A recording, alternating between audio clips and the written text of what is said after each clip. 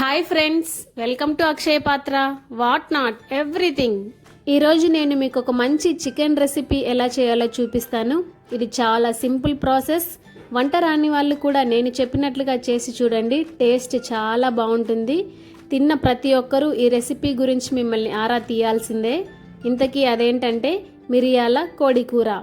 వింటుంటేనే భలే ఉంది కదా. ఇంకేమాత్రం లేట్ చేయకుండా ఎలా చేయాలో ఏమేం కావాలో చూసేద్దాం. ముందుగా కావాల్సిన పదార్థాలు చూద్దాము. చికెన్ 1/2 kg, కొంచెం గరం మసాలా, కొంచెం సోంపు, కొన్ని మిరియాలు, కరివేపాకు, పుదీనా, కొంచెం జీలకర్ర, పసుపు, అల్లం వెల్లుల్లి పేస్ట్, కారం, ఉల్లిపాయలు, టమాటా, పచ్చిమిర్చి, కొంచెం ఉప్పు. ముందుగా స్టవ్ ఆన్ చేసి ఒక ప్యాన్ పెట్టుకొని అందులో 1 స్పూన్ సోంపు, 1 స్పూన్ మిరియాలు, 1 స్పూన్ జీలకర్ర వేసి లో ఫ్లేమ్లో బాగా వేయించుకోవాలి. సోంపు వేయడం వల్ల మంచి వాసన, మంచి రుచి వస్తుంది. అలాగే ఇది అరుగుదలకు కూడా చాలా బాగుంటుంది.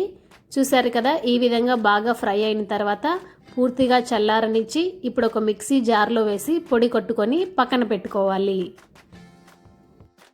నెక్స్ట్ స్టవ్ ఆన్ చేసి ఒక పెన్నం పెట్టుకొని అందులో 2 స్పూన్ల నూనె వేయాలి.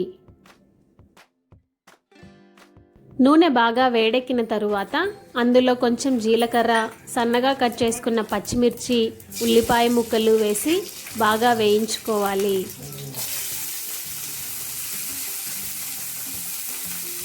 ఉల్లిపాయ ముక్కలు త్వరగా మగ్గిపోవడానికి కొంచెం ఉప్పు వేసి బాగా కలుపుకోవాలి.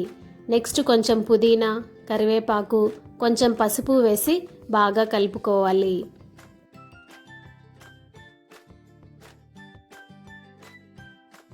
ఉల్లిపాయ ముక్కలు కాస్త మగ్గిన తరువాత ఇప్పుడు అందులో కొంచెం అల్లం వెల్లుల్లి పేస్ట్ వేసి ఒకసారి బాగా కలుపుకొని నెక్స్ట్ అందులో సన్నగా కట్ చేసుకున్న టమాటా ముక్కలను వేసి బాగా కలుపుకోవాలి. టమాటా ముక్కల్ని ఇలా 5 నిమిషాల పాటు మగ్గించుకున్న తరువాత ఇప్పుడు అందులో క్లీన్ చేసి పెట్టుకున్న చికెన్ ముక్కలను వేసి బాగా కలుపుకోవాలి.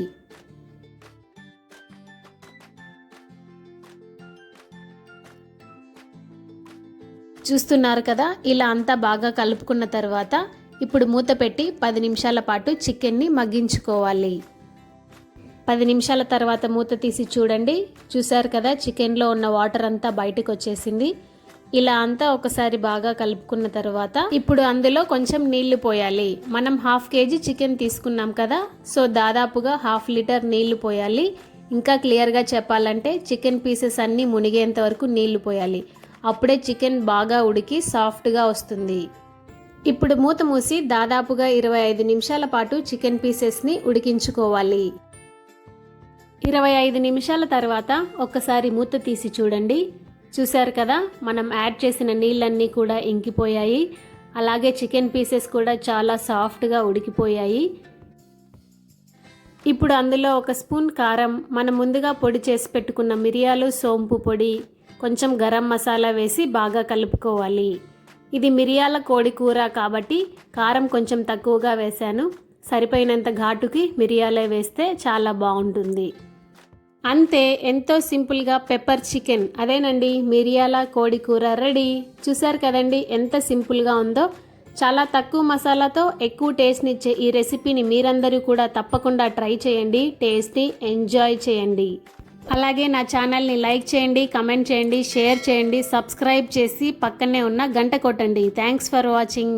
బాయ్.